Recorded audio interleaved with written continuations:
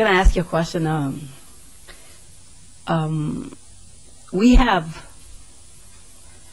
a group of people that have their own way how to think, about the gay marriage.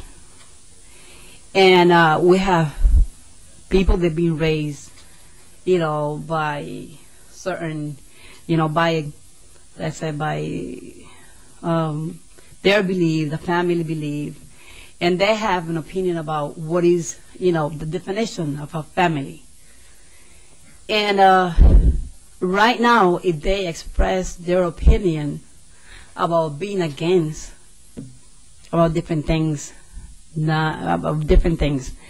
the first thing is that people will say, well, you're violating the gay and lesbian right. That's what they are saying. This is what happened here, in this building, when these issues came to us. And my question is, if those people are violating the gay and lesbian rights, who is going to protect these people's rights? The way they was brought up, the way they have their opinion like everybody else. And if we have to respect the gay and lesbian right, so who is going to respect our right? The way we think, the way it's not that that we are allowed to mistreat a gay or lesbian, in front of us. I don't think that, me personally, I won't allow that. I won't tolerate that.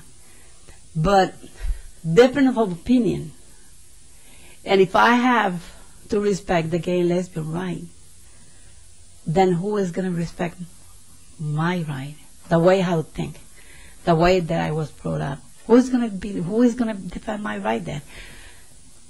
This was years and years ago. You didn't hear about that issue, gay and lesbian right, and suddenly it came out, and well, for years and years they've been coming, and every year is something different. First civil marriage, and then it's again another thing and another thing. And when we question and we criticize some things, when you have a family that really don't agree, then in school, you're going to have that kind of thing going on in school, like, a male dresses a female, or classes about, the casual sexual, who's out there defending their rights? Is that fair? I think that the law is carefully tailored based on existing law to ensure the rights of free speech and freedom of thinking that you are concerned about, and that I'm concerned about as well. And so I appreciate the question, but the law is very closely tailored to ensure that the same protections that currently exist to ensure individuals' freedom of thought are guaranteed just as currently. Yeah, but you see more these days that they attack the people that don't believe in certain things, or gays and lesbians. They attack them more than the gays and lesbians today. It's like you can't. I believe that your life is your life, and you can do with your life whatever you want. But as soon as you bring your life to the public, now it's a public life. People will talk about, you, whatever, and I understand that. What I don't understand is that I believe that everybody has the same right. And I understand that, today is about gays and lesbians. They have to protect their life, their rights. But nobody is defending the other side, that they don't agree with that, and they are forced, with all these laws that they've been passing, they are forced to accept and agree.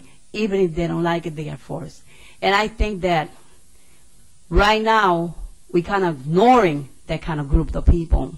And we want to give rights here, but we're ignoring that group of people's rights. And I think that if we're looking for equal rights, I think that we should look also the other side of the group. Thank you. Next. Representative Holder-Winfield. Thank you, Mr. Chair. I want to thank you for coming this afternoon. You know, I don't know exactly when you should say certain things, but I guess now is a good time. I put this bill in, and the reason that I put this bill in is because I'm generally considered a pretty liberal guy. But I've had experiences in the past where I've met people who are somewhere along the spectrum of being transgendered, and I've had moments to have pause. And if a person like me has that issue, then I can only imagine what some other people would have. And this bill is not about gays and lesbians, although it may be. I think many of us think of transgender people and gays and lesbians as if they are necessarily linked, and they're not. I know people who are gay, and I know people who are lesbian who don't understand the transgender community. And so it's not about that. To me, this boils down to a simple question that I think some people would think is an oversimplification, and that is, do you choose to discriminate against this group of people or not?